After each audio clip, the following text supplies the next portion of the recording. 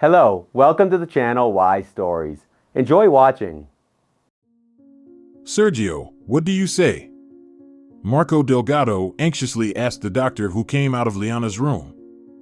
The girl's condition, I must say, is not very good. Has she been silent for long? A week.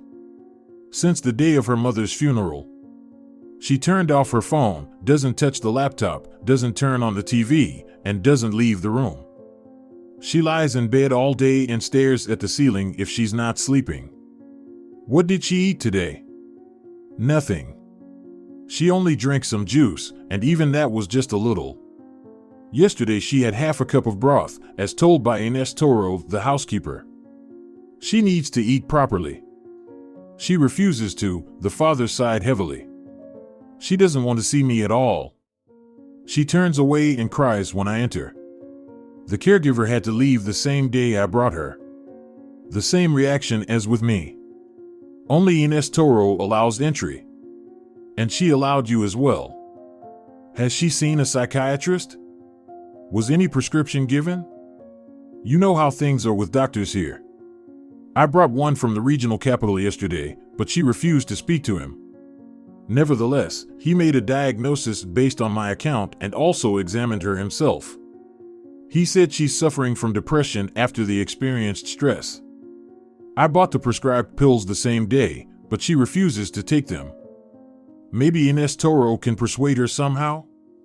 Or, find a companion of her age to be with her. Not exactly a caregiver, but more like a companion. She doesn't need care as such, but someone she can trust. That might make her start talking.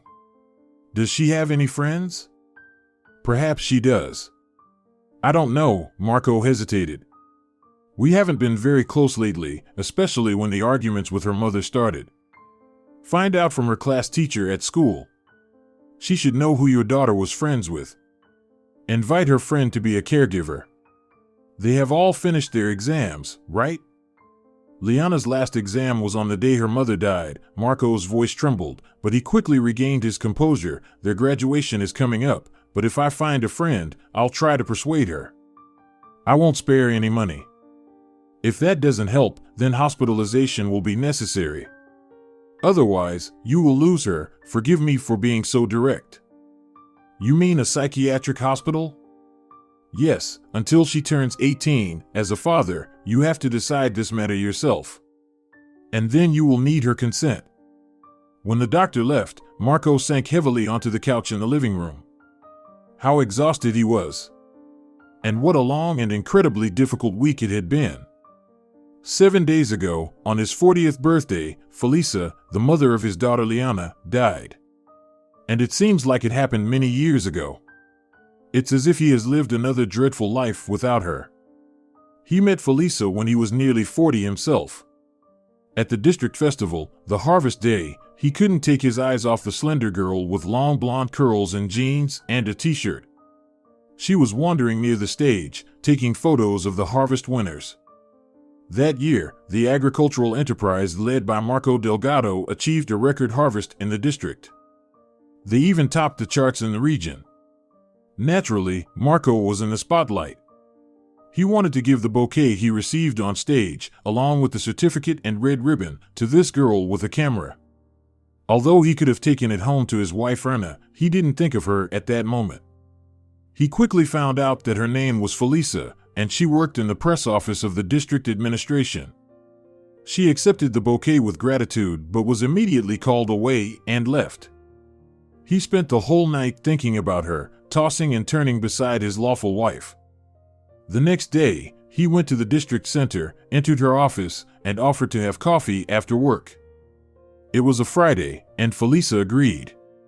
Instead of a cafe, he took her to his friend's tourist resort, where they spent the entire weekend, after which he didn't want to part with her.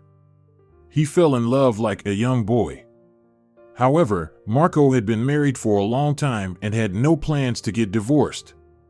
Initially, Felisa wasn't bothered by this fact. She enjoyed their secret meetings and his expensive gifts.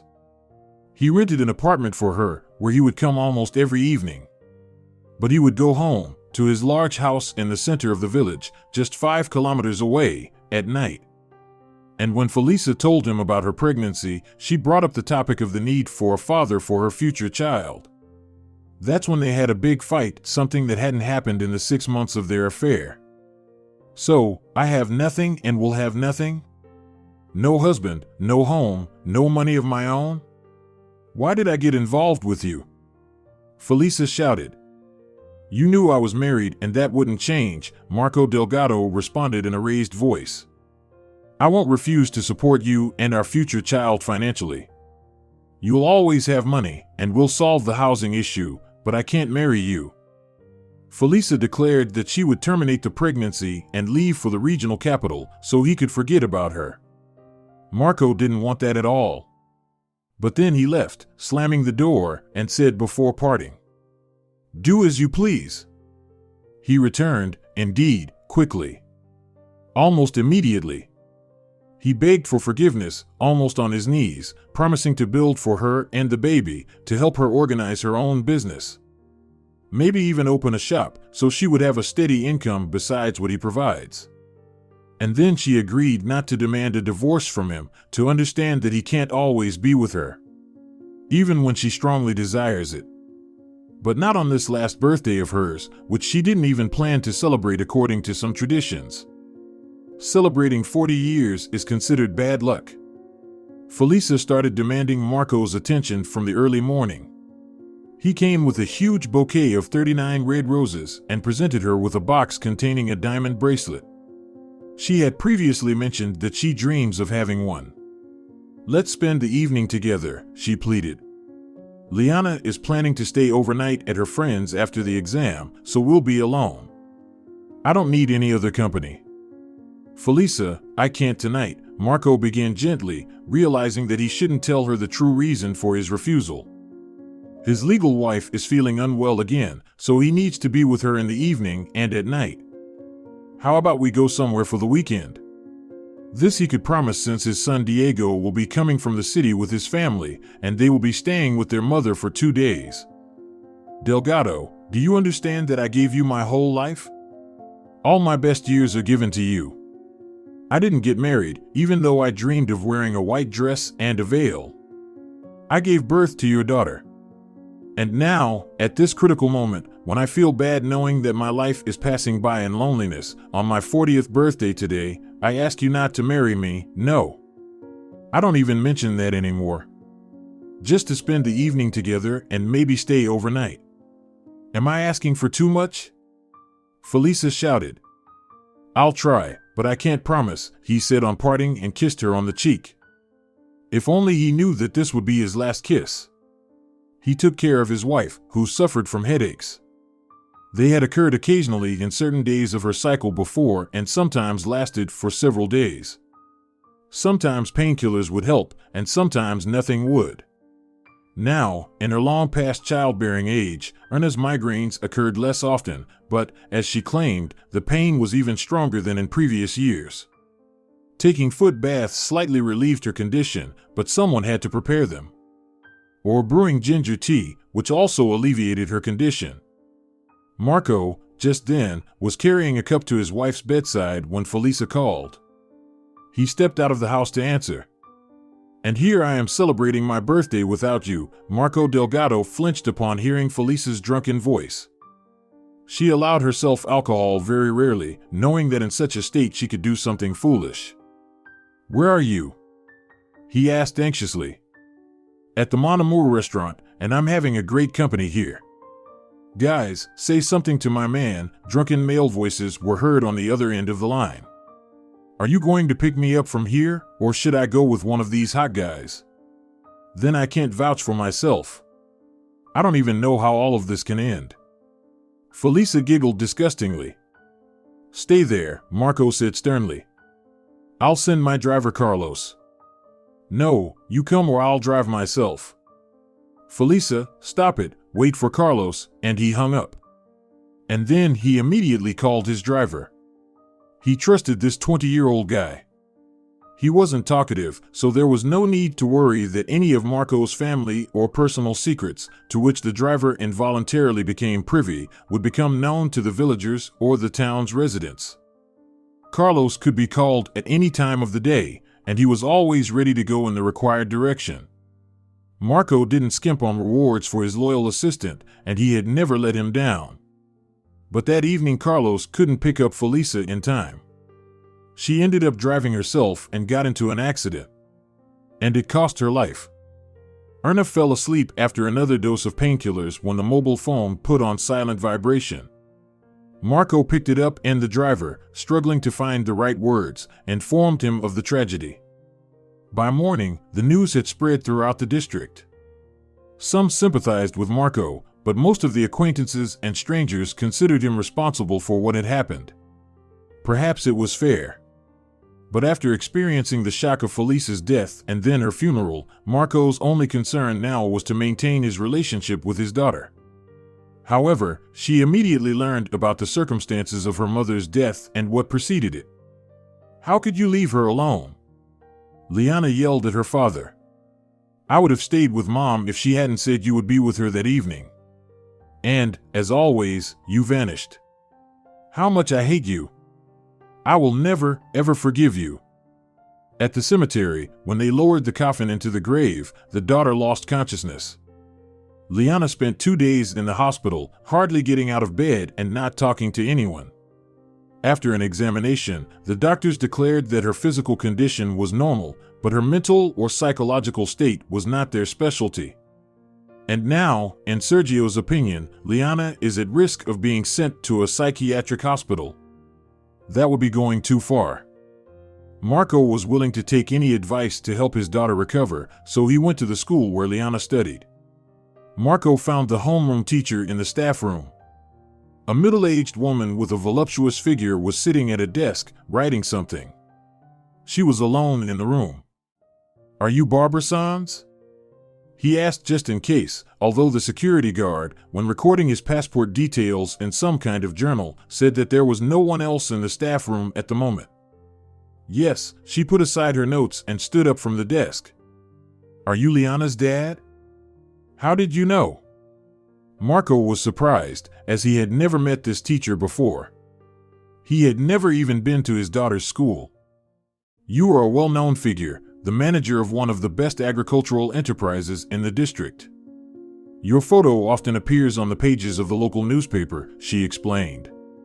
"Please accept my condolences. How is Liana?" "Thank you. Liana is deeply affected by her mother's death. You know, the doctor advised us to invite one of her classmates as a companion. I wanted to find out who she was friends with. Unfortunately, I have no idea. Does she need care? A teenager is hardly capable of handling that. No, she needs a company, someone her age whom she knows well. Someone she can freely talk to if she wants. Can you recommend someone? I am willing to pay for this service. Alex, perhaps, would be suitable. They have been friends with Liana for a long time. Besides, the money would be helpful for Alex and sister. They were orphaned 2 years ago. Where can I find Alex?" Sonora Sanz walked up to the window. "Look, there in the courtyard, a group of kids." Marco looked out the window where the young people were standing, engaged in a lively discussion. Alex is in a black t-shirt and pants, dark shoulder-length hair. "What's with this fashion?" Marco involuntarily protested. "They all look the same, all in these long robes. They're all in pants, you can't tell boys from girls." "Yes, you're right," the teacher smiled. "Oversized and unisex." "What? Sorry. Clothing of undefined size that can be worn by anyone, regardless of gender." "That's exactly it. And can Alex be trusted, at least?" "Yes, of course. They both are very responsible, their parents raised them well. They get straight A's, just like your Liana." "That's good." "Well, they're dispersing now," Marco said disappointedly. "I'll give you Alex's phone number." Sonora Sanz wrote down the number from her mobile phone and handed the slip of paper to Marco. "Tell Liana that we all love her very much and will be happy to see her at the graduation ceremony. She won't be able to attend the prom, I assume? It's possible that I'll have to pick up her diploma as well. Please call me when it's ready. He handed the teacher his business card. He returned to the house he had built for the late Felisa, hoping to hear from Ines that his daughter was doing better. But the faithful assistant only frowned. All the same, doesn't say a word. And no matter what I suggest to her, she turns away from everything. I decided to invite a caregiver from Liana's peers, the doctor advised it. I'll call now and make arrangements. Will this caregiver be able to stay overnight? Because, with all due respect, Marco, I have my own family. Even your increased payment won't help me here. I love Liana very much, as you know, but I can't live here permanently. I'll find out everything now. Ines' words saddened him. For the past 2 nights, she had stayed with Liana in the empty house, while he slept in Felisa's bedroom 3 times after bringing Liana back from the hospital. The invited caregiver was rejected by their daughter. Liana turned away as soon as the caregiver entered, so Marco didn't risk leaving her alone overnight. He had to decline her services altogether. But he couldn't stay with Liana any longer himself, nor could he bring her to his large house in the village where he lived with his lawful wife. He dialed the number written on the teacher's note, but heard an answering machine. He left a voicemail in which he outlined Alex's proposition. The response he received was in the form of a text message, with just one word "good" following the customary greeting of a good day. I've arranged for a caregiver, Marco informed Ines. Alex, Liana's classmate, will come to her. Will Alex stay overnight? The woman asked, surprised. Yes, I received consent. Is something wrong? No, you know best. I'll finish dinner now and go home. I've already done the cleaning. Will you wait for Alex yourself? I wanted to ask you, I need to leave urgently, I have many things to attend to. Well, all right, Ines sighed. I'll stay a little longer. I'm very grateful to you. This is a reward for the extra trouble. He handed her an envelope. Thank you, the woman put it in her apron pocket. Before leaving, Marco cautiously looked into Liana's room. She lay there with her eyes closed, covered with a thin blanket. It pained him to see his daughter fading away before his eyes. She used to be such a cheerful girl, and he loved her bright laughter. Perhaps, deep down, the interaction with Alex would be beneficial for her. Marco let out a heavy sigh and walked towards the exit. The following days he was unable to visit his daughter, but he stayed in constant contact with Ines. And he was pleased to note that the doctor's advice was yielding good results. Liana was taking the prescribed medication from the psychiatrist and finally started eating properly. Today she even ate soup, reported Ines Toro. You know, I was surprised when you invited Alex as a caregiver. But it truly made a significant difference for Liana. She hasn't been talking to me yet, but I've heard her voice. It seems she's opening up to Alex. Thank you for the good news, Marco smiled for the first time since Felisa's death. I'll come tomorrow morning. On that day, everything seemed to magically fall into place. There was hope that things would start to improve, his daughter would recover and forgive him. He arrived early the next morning before Ines did. The house was very quiet. Marco cautiously approached his daughter's room, opened the door, and was taken aback by what he saw. It was something he certainly hadn't expected. Ines had mentioned on the phone that Alex and Liana seemed to be sleeping together since the guest room bed was always perfectly made. Marco had dismissed any concerns about it. How wrong he was. Now he understood Ines' doubts about Alex spending the nights. The father was convinced that he had invited his daughter's friend as a caregiver, but it turned out that Alex was something more. Alex was a boyfriend, not a girlfriend. Now he saw it with his own eyes. Liana was sleeping in the embrace of a young man, both of them completely naked. Marco took a blanket and covered his daughter's exposed body. Get out, he hissed when he saw the boy open his eyes. Marco immediately left the room. He paced nervously in the corridor. God, what a fool, Marco thought to himself. I let a wolf into the sheepfold. Instead of hiring a caregiver, he invited his underage daughter's lover. A minute later, Alex emerged from Liana's room. He was wearing the same loose-fitting shirt and pants as when Marco had seen him from the school window. Now he didn't appear so much like a girl, despite his shoulder-length hair. You little scoundrel. How could you take advantage of my daughter's vulnerable state? Marco grabbed the boy by the shoulders, consumed by righteous anger. But he whispered his words so as not to wake Liana. I hired you as a caregiver, and this is what you're doing. We love each other, the boy calmly said. For a long time. Liana's mother didn't object to our meetings. She knew you were sleeping together? Marco gasped in disbelief.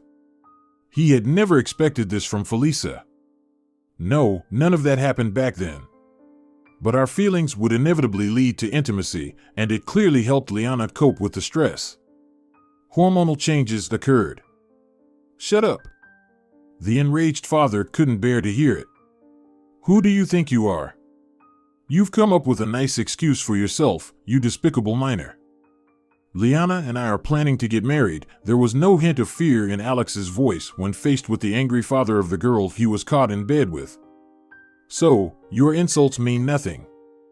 Who would allow you to marry my daughter, you piece of shit? Marco hissed, pressing the boy against the wall. It's not up to you to decide, but up to Liana. She turns 18 next month. I know perfectly well when my daughter's birthday is. Marco released his grip on the boy's shoulders, reached into his pocket, and took out several bills. He handed them to Alex and barked. Get out of here and don't come near my daughter again.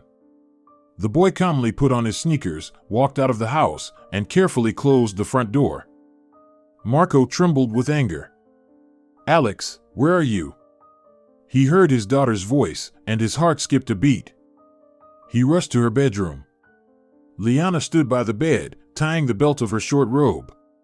How much she resembled her mother, the same slender figure, the same light, long curls. Hello, my dear, he wanted to approach and kiss her on the cheek, but his daughter quickly moved away. What are you doing here? She asked, indignant. Where's Alex? It's good to hear your voice, Marco smiled. And Alex left. You chased him away? She looked directly into her father's eyes, and he couldn't withstand that gaze. First, you invite him, and now you chase him away? She shouted with undisguised anger. I invited him to talk with you or read you books, but certainly not to sleep in the same bed. A wave of anger surged through Marco with renewed force. I never approved of such debauchery. Now he raised his voice as well. Who asked you about it? Liana's eyes flashed with anger. It's my business only. And who are you to lecture me? Living a double life for so many years. How could Mom ever reach you? I don't want to see you, leave. Her voice trembled. She quickly entered the bathroom and closed the door. Marco stood in the middle of his daughter's room, bewildered. And then his mobile phone rang, but he didn't want to answer. He needed some time to gather his thoughts and talk to his daughter, but the phone wouldn't stop ringing. Yes. He barked into the receiver without even checking who was persistently calling. Marco, we have problems in the garage, he heard the anxious voice of the chief engineer of the agricultural enterprise. Well, deal with it. I'm afraid we can't handle it without you. There's been an accident. What the hell is going on? Marco cursed. I'll be there shortly. As he was leaving the house, he ran into Ines. Watch over Liana, he requested. I'll call you later. He turned around at the gate. Did you know that Alex is a boy? He asked, annoyed. Yes, the woman answered, surprised. Marco cursed again and quickly headed towards his car. Along the way, his mobile phone kept ringing incessantly. In addition to the problems in the garage, where one of the mechanics was crushed by a truck, he was informed that a regional inspection had arrived at the farm. They claimed that several cows were infected, which could lead to quarantine. The chief agronomist said that rain was forecasted, possibly with hail, and they hadn't finished harvesting the grain yet. There was also a call from the processing plant. The sanitary inspection found quality discrepancies in the sausage that had already been released for sale. What about you? Marco barked, pressing the button on his phone when his son's number appeared on the screen. Are you going to take Mom to the hospital as you promised, or should I do it? You do it. Marco pressed the end call button, already approaching the central estate of his farm. For several hours, he diligently tackled the overwhelming production problems. Why did he always end up shouldering such a burden of tasks? There were deputies for that. They needed to hold a meeting and redistribute responsibilities. Although, who besides himself could handle all this so quickly? His son was already 35, and he was still contemplating whether to entrust him with more than he already had or wait a bit longer. The young man had been eager for action since graduating from the Agricultural Institute, yet he had become accustomed to lurking in the shadows of his father. Marco himself was to blame for not supporting Diego's initiative in time. But it wasn't too late now. He needed to talk to him. He was just about to call his son when a lively ringtone signaled an incoming call. Toro, what happened? In the midst of this chaos, Marco even managed to forget about the morning incident, about Alex, whom he caught in bed with his daughter, and about the argument with Liana. Although it should be noted that she clearly improved. I don't even know how to tell you, Ines began. Just tell me as it is. Marco snapped. He couldn't stand it when someone stammered while answering his questions. Liana has left. Where did she go? What the hell? Can't they just say what happened right away? Why does he have to drag the information out of them? I don't know, but she seems to have taken some things with her. And her laptop is also missing. When? I don't know. I just noticed it myself and called you immediately. I'll be there soon, I'll figure it out myself, he hung up. This is the last thing I needed. She was recently lying in bed, fading before my eyes, and now, it turns out, she ran away from home? What the hell is going on? Is it all because I drove away Alex, or are there other reasons? Marco racked his brain.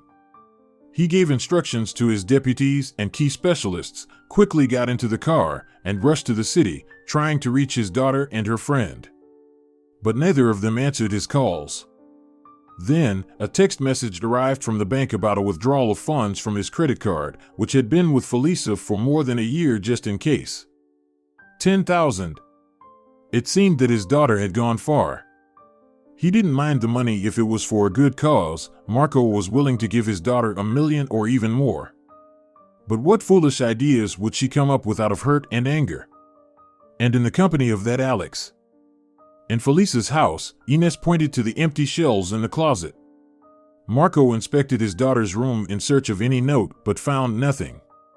Then he rushed to the school to find out Alex's address. Maybe Liana was with him now? But Marco no longer doubted that his daughter was planning to leave, otherwise, why would she need so much money? He only hoped to find her before she left. He wanted to talk to her. Try to mend their relationship somehow, so that his daughter wouldn't break his heart in anger. Although he had no idea what he would say to her now. He just wanted to know where she was, see her, and then figure things out. At the school, he ran into his friend, a doctor, who had suggested inviting one of their classmates as a caregiver. How's Liana?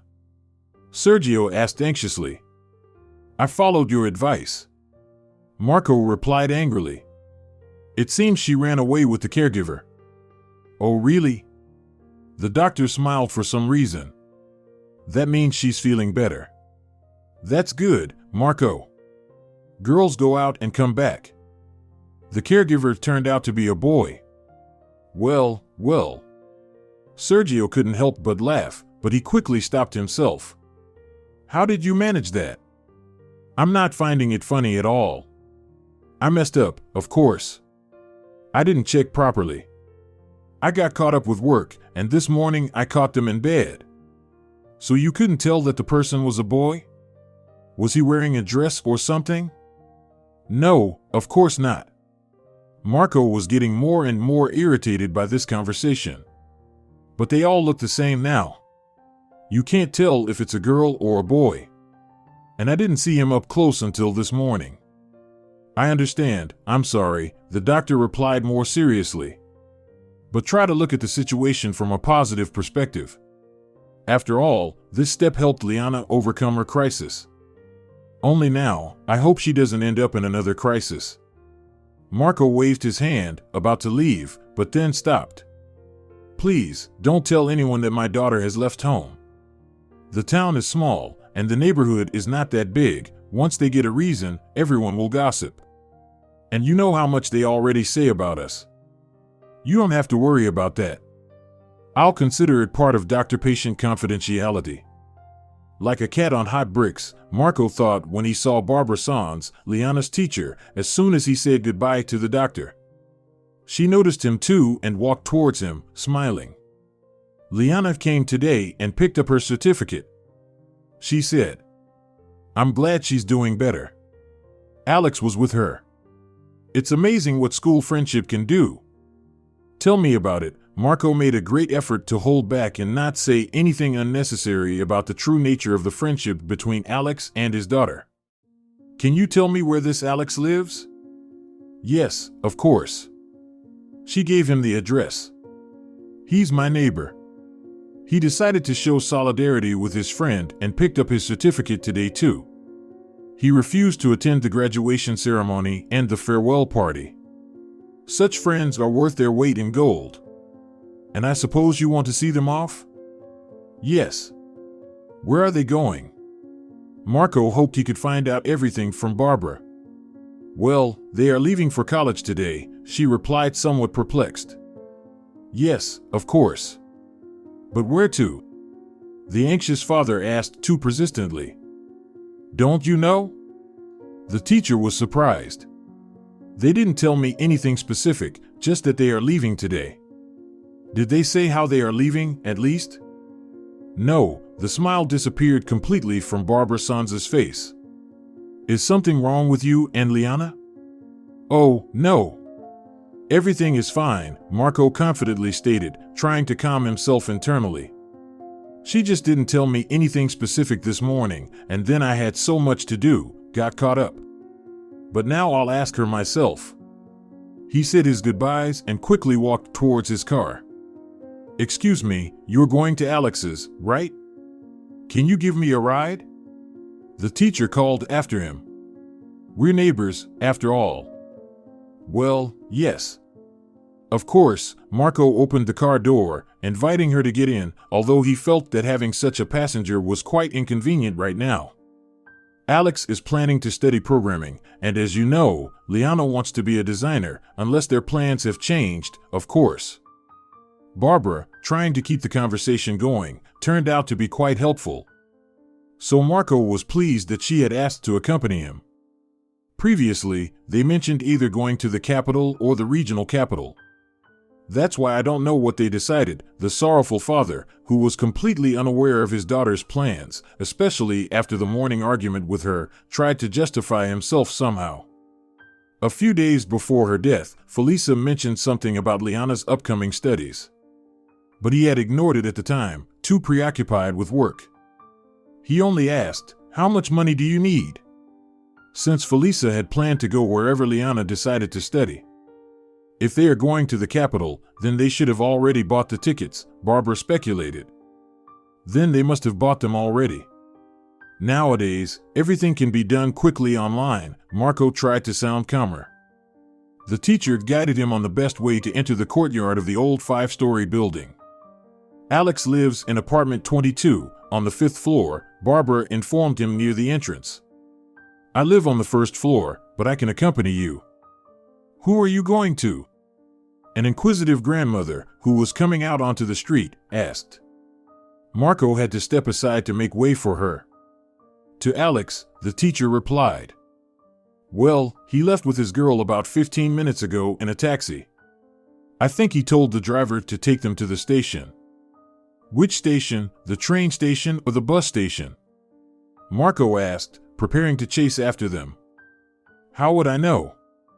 I'm just telling you what I overheard. Call Liana, Barbara suggested. My phone battery died, Marco lied, realizing that his daughter wouldn't answer if she saw his call. Out of network coverage, the teacher disappointedly reported, pressing the end call button. Let's check with Alex's sister, she probably knows. Well, she went to her aunt's in the village yesterday, the elderly neighbor lady revealed.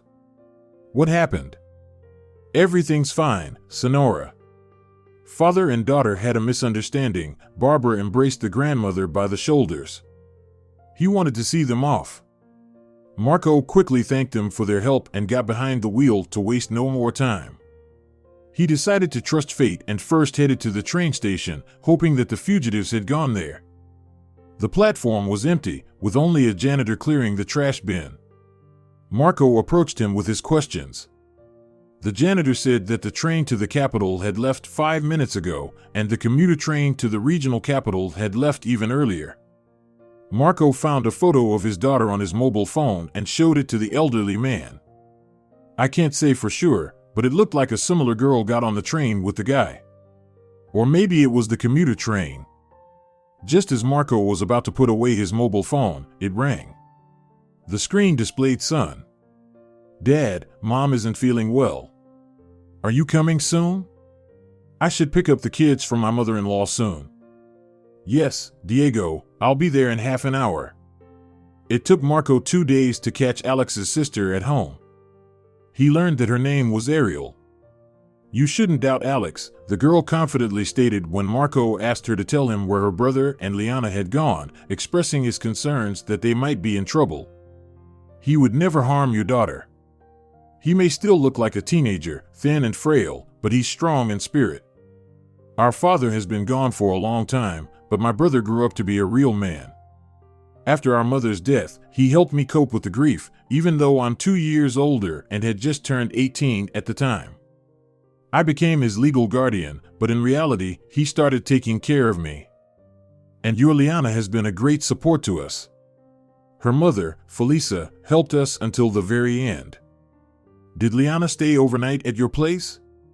Marco became cautious. Yes, she stayed sometimes with Felisa's permission. And Felisa allowed such debauchery? What are you talking about? Ariel was indignant. When Liana stayed with us, she slept in my room, and Alex slept on the couch in the living room. And now they are sleeping together. Well, that was bound to happen sooner or later. They love each other, they plan to get married in the future and spend their lives together. But how will they support themselves? Do you know that Liana took money from my credit card? Yes, but Alex didn't approve of her actions. He has already started earning money on his own. He writes simple programs for small businesses and has been making websites for a while. So he already has his own income. And now he will enter university, study, and progress even faster. And Liana plans to take online orders for designing advertisements. They are both talented and resourceful, good kids, they won't fail. I need to find my daughter. Marco snapped, getting more and more irritated with each passing minute. Why? Liana has only just started to recover from Felisa's death. You'll only make things worse for her. That's why I won't tell you where they went. Besides, I promised them. Just know that she's fine. Alex will take care of her. Do you even hear yourself? You, poor orphans, latched onto a rich girl. Felisa helped you. Are you even aware of where she got her money from? Do you think her business fell from the sky? Consider that it was me who was helping you without even realizing it. But I want to put an end to it. I will find my daughter without your help. I think it's time for you to leave, Ariel stated sharply. I'm not going to listen to your insults and accusations. Your own daughter took money from your credit card, and you're still responsible for supporting her, even if she doesn't want to see you. And don't you dare blame me or my brother, he's an honest person, unlike you. It's you who had an affair with a mistress while you having a wife, and she gave birth to your daughter. But Alex would never do such a thing, I'm sure of it. With anger, Marco slammed the door of his car.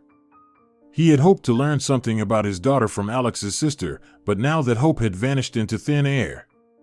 The conversation with Ariel had honestly infuriated him, but also reminded him that he should find out what was happening with Felisa's stores. From the very beginning, she had hired a manager who handled all the issues, and the profits went into the bank account. Liana would inherit it, and she would have access to that account. And she would transfer ownership of the house to herself. He was at ease with that thought, but what was happening there right now? He called the manager, who assured him that everything was fine. In fact, he had said the same thing at the funeral. So at least one headache was alleviated, and he didn't need to worry about it for now. But as for Liana, Marco's greatest fear was that his daughter would become addicted to some illicit substances. He had seen what happened to the son of the manager of one of his dairy farms when he went to study in the regional center and started using various drugs. The boy's appearance had made an indelible impression on Marco, and the boy's father had said that young people often spend their free money on that trash when they are in a bad mood. What if Liana wanted to experience that kind of pleasure too? Then he remembered that Alex's sister had said something like, "My brother is an honest person." But what if she didn't know him well? After all, Liana and Alex now had money, the money she had withdrawn from the credit card. Oh, how he wished to banish such thoughts, but they stubbornly invaded Marco's mind. And he became even more determined to find his daughter as soon as possible. "Sergio, do you remember that you mentioned a guy working at your hospital, a computer genius who deals with the internet and other software?" Marco called his doctor friend, not for medical help, of course. "Yes, Anton Hernandez, a clever guy." "Why do you ask?" "Well, maybe he can find out something through the internet, where my daughter might be." "I have no idea how he could do that. But come over. I'll introduce you to him, and then you can find out everything from him yourself. Still, don't expect too much, he's not a wizard." Marco explained his problem to the slightly nerdy guy in a rather confused manner, essentially stating that his daughter had left with a guy in an unknown direction, and as her father, he wanted to find her before she did something foolish. "Is there any social media where she can be found?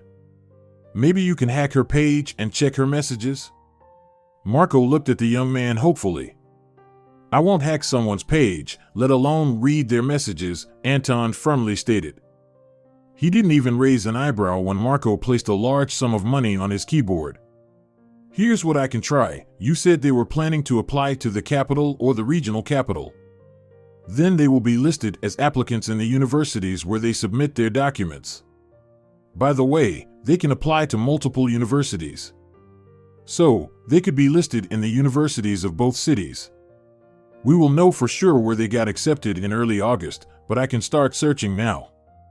Then I'll just have to keep track of the admission lists. It's meticulous work, thanks for the fee," and the young man pocketed the money. Marco had no choice but to agree to at least this much help. He didn't have high hopes that Anton would quickly find any trace of his daughter or the detestable Alex. But a couple of days later, Marco received a voice message from him. "Found Alex in the list of applicants at the regional university. He has a good chance of getting in based on his test scores, especially since he qualifies for the quota for orphans. Liana Delgado hasn't been found in any of the lists yet. And I haven't monitored the universities in the capital either.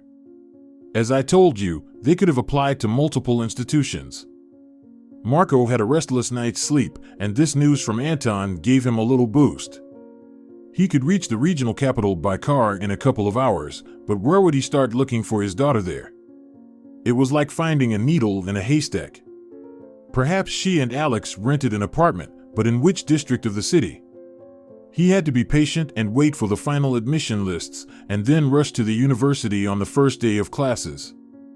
He just hoped that nothing would happen to Liana during this time. Somehow, he felt that if they maintained communication, it would protect his daughter from troubles and misfortunes. That she would be safer if he himself knew where she was and what was happening with her. Marco's daily affairs, which he used to immerse himself in wholeheartedly, now seemed to fade into the background. He delegated most of the tasks to his deputies, and his son Diego became more involved in the affairs of the enterprise that he would inherit when Marco retired. Once upon a time, at almost the same age, Marco himself took over this business. The reins of power were passed to him by his father-in-law, Ernest's father, Abelardo Flores, when he went on a well-deserved retirement. He became a father figure to Marco, whom he couldn't remember his own father. He passed away early in his life.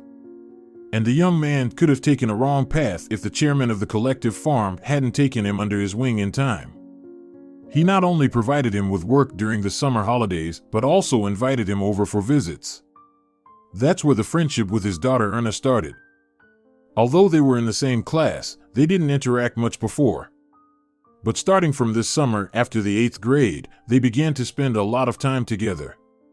Erna didn't possess any outstanding appearance. She was slim, clumsy, with small eyes and a sharp nose.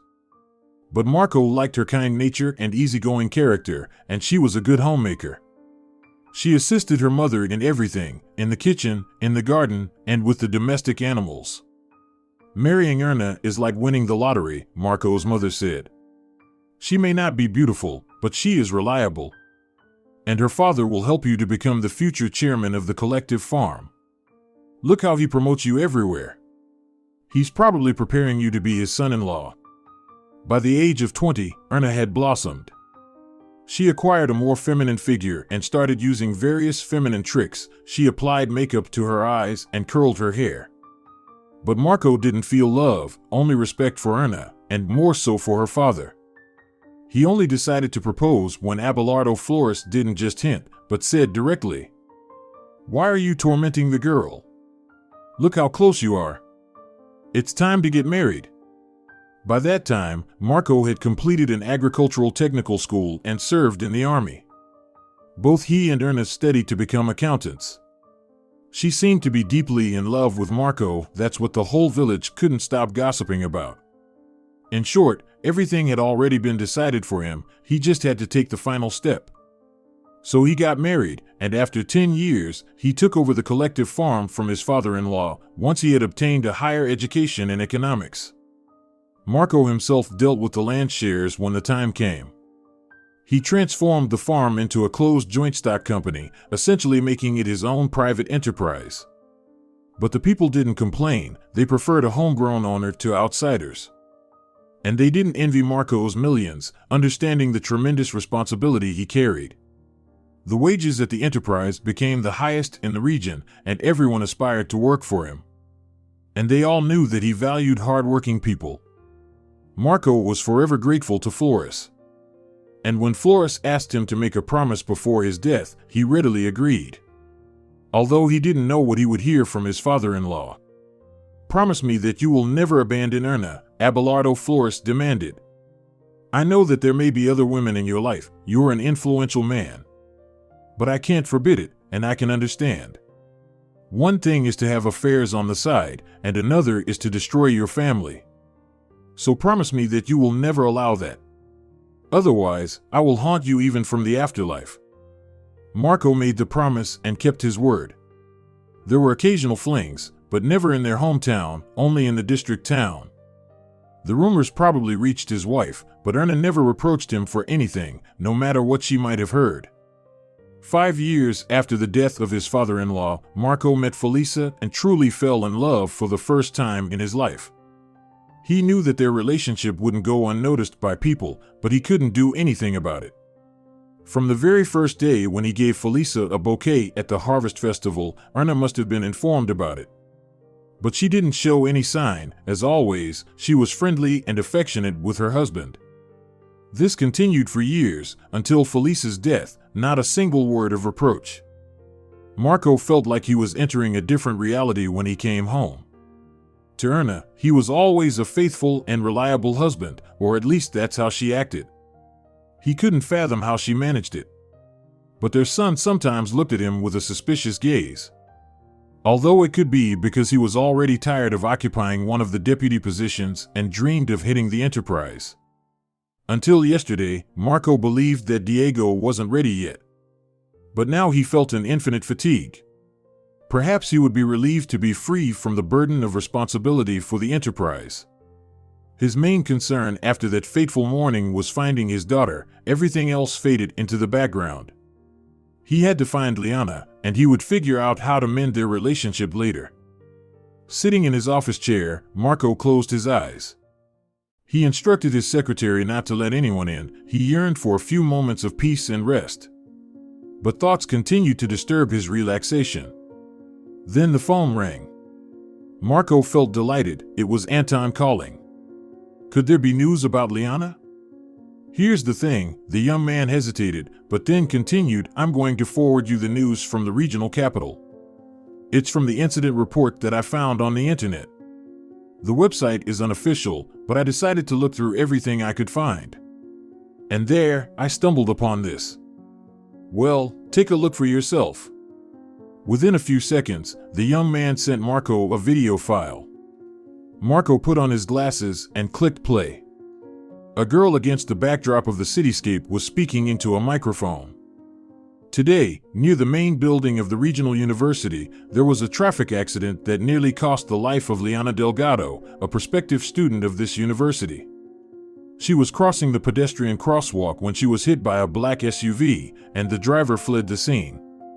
The police are currently searching for the driver, and the victim, in critical condition, has been taken to the regional hospital. Doctors are fighting for her life. Marco dropped the phone. It happened, what he had feared, his daughter was in critical condition. He felt a strong heat in his chest, struggling to breathe. He tore open the collar of his shirt, and the buttons flew off in all directions. Adela! He shouted with all his strength to his secretary. When the young woman opened the door, Marco was already lying on the floor, his chair overturned in the fall. Sergio was convinced that there was no worse fate than delivering bad news. How many times had he had to inform relatives about the death of their loved ones? Such is the fate of a doctor who cannot always save a person's life. But this time he had a different task, and he didn't know if he could handle it, to rectify a mistake in which he indirectly blamed himself. He took a deep breath and exhaled slowly, then decisively pressed the intercom button next to apartment number 5. Are you Alex? He asked the slender boy who opened the door. Yes, who are you? I'm Dr. Sergio Romero. I'm here for Liana Delgado, please call her. If you're from her father, she won't talk to you, the young man declared firmly. Just call her, and she can decide for herself whether she wants to talk to me or not, Sergio insisted. Alex left and invited him to come in after a minute. The doctor curiously looked around the small room, seemingly the only one in the apartment where the boy led him. Alex left, and Sergio remained alone, sitting on a comfortable sofa. I wonder how the millionaire's daughter, who is accustomed to domestic comfort, lives here, he thought. Well, I must admit it's quite cozy, and the renovation is fairly recent. Liana entered with a cup of coffee and placed it on the table next to the doctor. This is for you, she nodded towards the cup. Tell me, Sergio, what do you want?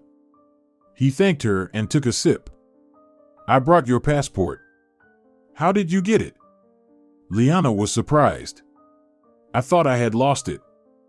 You left it at the university when you submitted your documents. The girl from the admissions office happened to be an acquaintance of yours, and she took your passport to give it back to you. Cornelia Pena, she's from our town. We went to the same school, and now she's in her 3rd year. Why did she give my passport to you? She rents a room next to ours. She could have given it to me herself. Did they tell you that you resemble each other? Yes, back in school, we were sometimes jokingly called sisters. But what does that have to do with anything? She was hit by a car while crossing the road near the university. Your passport was in her bag. The police assumed that she was you. And one blogger even managed to post on the internet that Liana Delgado was involved in an accident and is hospitalized in critical condition. Is Cornelia okay? What happened to her? Fortunately, her condition is not as serious as claimed by that blogger who probably isn't accustomed to fact-checking, Sergio grimaced. She has a concussion and a non-displaced fracture of the radius. Also multiple bruises and abrasions. But there is no life-threatening danger, she will recover soon. Thank God. Liana breathed a sigh of relief. I need to visit her. But that's not all the news. Sergio took a final sip of coffee and placed the cup down. Your father. I don't want to hear anything about him. Liana interrupted the doctor. He saw the video on the internet. Sergio continued as if not noticing Liana's response, the one posted by that blogger, where she claimed that you were the one hit by a car and taken to the hospital in critical condition. Your father had a heart attack. Sergio paused and looked at Liana. Her facial expression changed. A moment ago she was angered by the mention of her father, but now there was concern and even fear in her eyes. How is he now? She asked quietly. He wants to see you. Is he dying? Tears welled up in the girl's eyes. I believe that meeting you can improve his condition. He's begging to see you. Will you come with me? Yes. Liana, I won't let you go alone, Alex interjected, as he apparently overheard their conversation and promptly entered the room. Then get ready, let's not waste time. They arrived at the district hospital when it was already dark. They had been mostly silent during the drive, with Sergio occasionally glancing at the passengers in the rearview mirror. Liana and Alex clung to each other like two sparrows in the winter chill, despite the day being hot.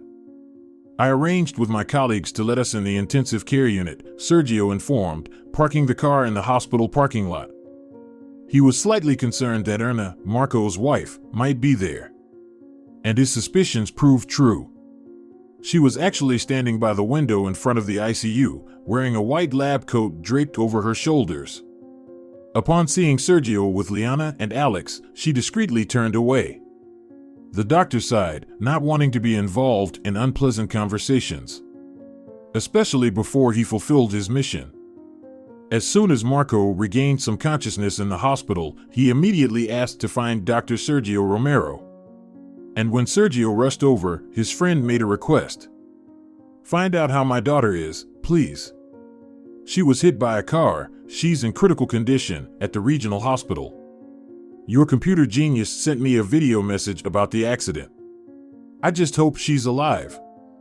When Sergio learned that there had been a mistake, he immediately called to reassure his friend his daughter was safe. But Marco posed a new request that puzzled him. Bring Liana to me, please. Come up with anything, just bring her. What if I don't make it? I don't want to die without asking for forgiveness from my daughter. And Sergio set off to find Liana. He obtained her address from Cornelia Pena, who was mistaken for Liana because of the passport found in her bag. In the hospital, the girl was able to identify herself. And Sergio had familiar colleagues there who allowed him to enter her room. Sergio was relieved when Liana agreed to go to her father as soon as she heard about his condition. But was she ready to meet his lawful wife, her stepmother? It was good that Erna herself didn't desire any interaction with her husband's illegitimate daughter. Their conversation could have taken an uncertain turn. Let it be for another time. Sergio Romero, only one visitor is allowed, the duty doctor warned. Alex, you'll have to wait. Sergio let Liana go ahead and followed her into the intensive care unit. The moment the girl saw her father lying on a hospital bed with an IV drip, she burst into tears, burying her face in Sergio's shoulder. Sweetheart, come to me, her father requested, breathing heavily.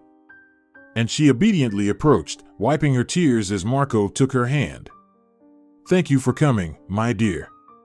Please forgive me for everything.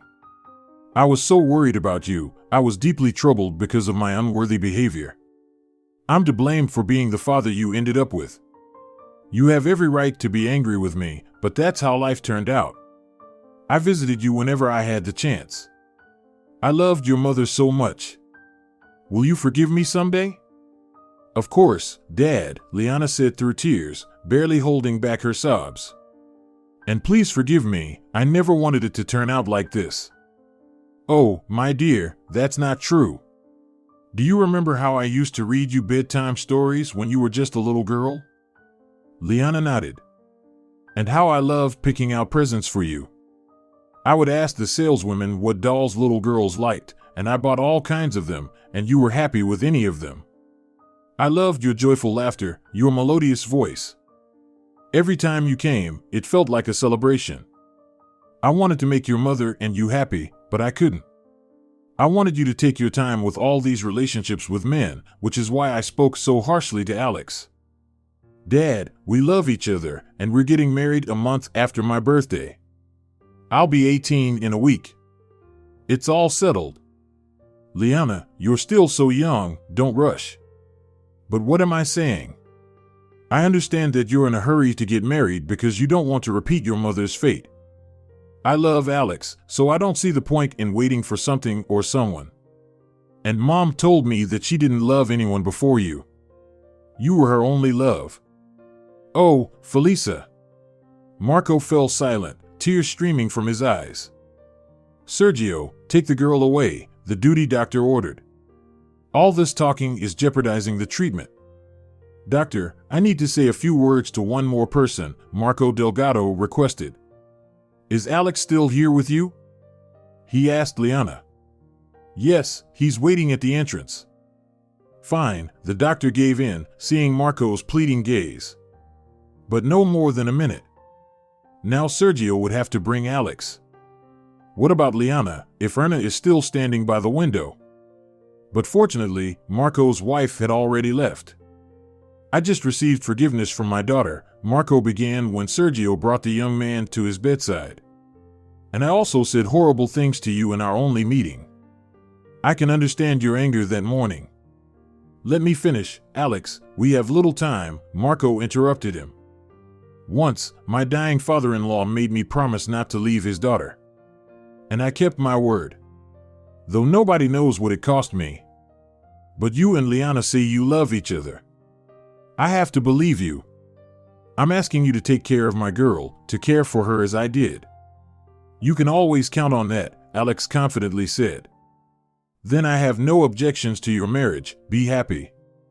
He fell silent and immediately added, Please pass my sincere apologies to your sister, Ariel. I am deeply ashamed. For years past, Sergio Romero entered the courtyard of Marco Delgado's house. In the gazebo adorned with roses, a table was set, and Erna was bustling at the open veranda near the stove. Her daughter-in-law and granddaughter were helping her. Diego, the son, stood by the grill, where steaks were sizzling. Do you need any help? Sergio cheerfully asked. Thanks, everything is almost ready, Erna replied. Everyone will come out of the house soon, and we can sit at the table. The family celebration in honor of the christening of Liana's daughter, hosted by the lady of the house, was insisted upon. Sergio always marveled at this woman's character, her ability to forgive and accept others. To be friendly and welcoming even to strangers. She had met Alex, now Liana's husband, and struck up a conversation with him while Liana herself accepted her father's apologies, back when it seemed like he could die at any moment. It might have seemed strange to some, but after a few minutes of conversation, Erna and Alex had made the most pleasant impressions on each other. They exchanged phone numbers afterward. Alex was greatly relieved to learn that Marco's wife no longer held any grudges against his fiancée. Moreover, she even found justification for Liana's late mother, claiming to understand her as a woman. According to Erna, it was impossible to resist Marco's charm. It was Erna who called Alex and invited him and Liana over when Marco was just discharged from the hospital. And that meeting marked the beginning of a strong family bond, completely unexpected for outsiders who never stopped gossiping about Marco's wife's eccentricity. But this family was used to people's judgment. Erna, in general, never paid attention to what people said, a very rare quality, especially for a woman living in a small village. Marco later confessed to Sergio that he saw his wife in a new light. You know, I now feel towards her such feelings that I never had in my youth. Marco opened up. Of course, it's not the passionate love that bound Felisa and me. It's something different, a calmer and more balanced feeling. But I can confidently say that in addition to respect and gratitude, I now also have love for Erna. Sergio was very pleased with these words, and even more so that Marco quickly recovered. He handed over the management of his agricultural enterprise to his son Diego, and he did not disappoint his father. Alex and Liana came out of the Delgado's house with their baby in their arms, accompanied by Ariel, Alex's sister, who became the godmother on that day.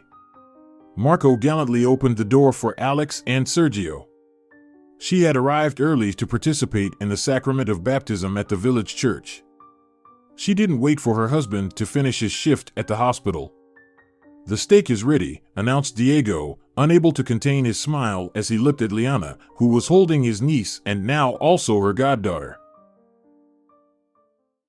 If you're enjoying it as well, leave a like and subscribe to the channel.